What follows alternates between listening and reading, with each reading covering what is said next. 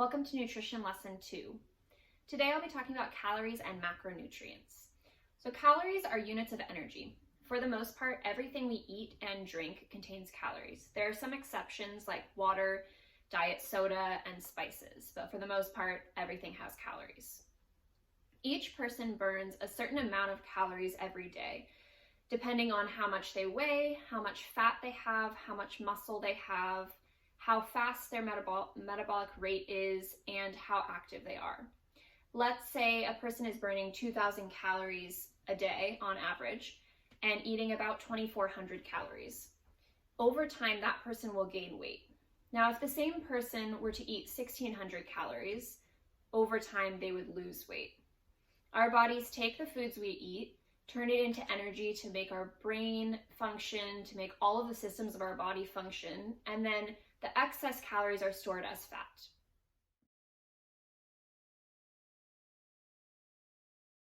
The calories in our food can be broken down into 3 different macronutrients.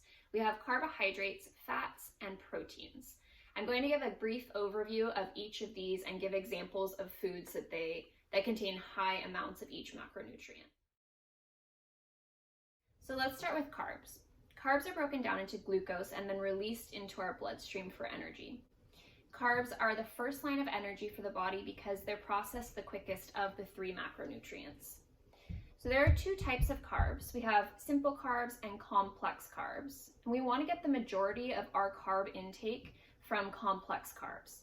Because they're processed slower, they're slower digesting and usually keep us full longer. This is also good because they travel through our GI tract with micronutrients like vitamins and minerals, as well as fiber, water, and sometimes protein and healthy fats. Because they slowly release the energy into our body, this helps keep our blood sugar and our insulin levels stable. So let's do some examples of carbs. Complex carbohydrates are vegetables. So I have some kale here, carrots, cucumber.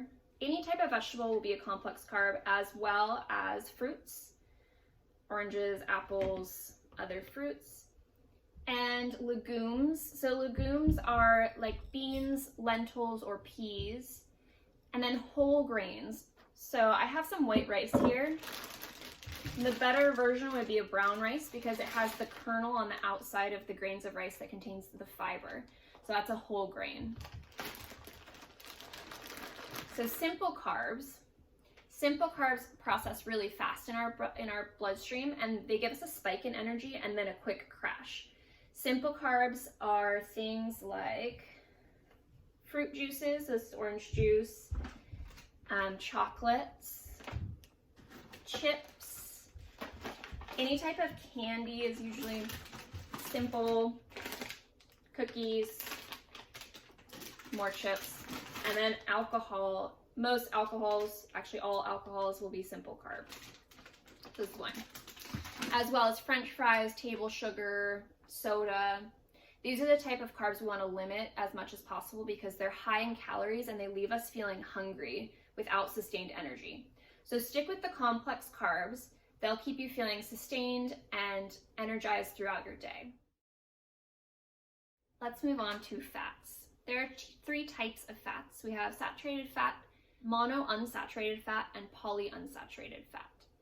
Fat helps make and balance hormones, especially sex hormones. It also forms cell membranes, forms our brain and nervous system, helps transport fat-soluble vitamins, and gives us omega-6 and omega-3 fatty acids that our bodies don't produce on their own. It's best to get an equal mix of all 3 types of fat in your diet. So I'll provide examples of each type of fat. So let's start with saturated fat. Saturated fat is contained in beef, pork, lamb, eggs, and dairy. So things like cheese, butter is a saturated fat. And usually these fats are solid at room temperature. Monounsaturated fat is in things like nuts, except for walnuts, canola oil and olive oil, as well as olives. So I have canola oil, olive oil, It's also in duck, chicken, and turkey meats. Polyunsaturated fats are in chia seeds, corn oil, cod liver oil, fish, flax seeds, hemp seeds. So most of the seeds are polyunsaturated, as well as mayonnaise. And then oils that are produced from those seeds, so like sesame seed oil and walnuts. All right, our last macronutrient is protein. So you can think of protein as the muscle building macro, but it also does a lot more than that. Protein is broken down into amino acids in our body that can be used for energy, making muscle, skeletal and connective tissues, neurotransmitters, enzymes, immune system chemicals, and carrier proteins.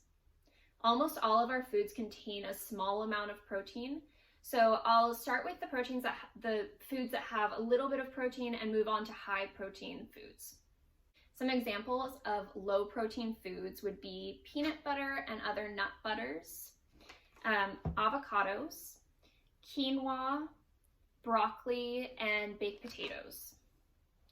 And then high protein foods is going to be things like any kind of meat, lean meats, poultry, fish, eggs, dairy, our legumes again. So remember beans, lentils, and then tempeh and tofu are vegan forms of protein.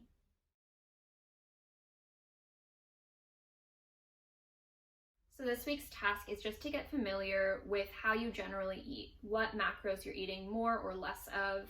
Notice if you can identify what foods are carbs, what's protein, and what's fats, and which ones make you feel good or not so good. So I'll be posting another video for each one of these macronutrients so that we can go more in depth about what they are, what they do for your body, and all of that.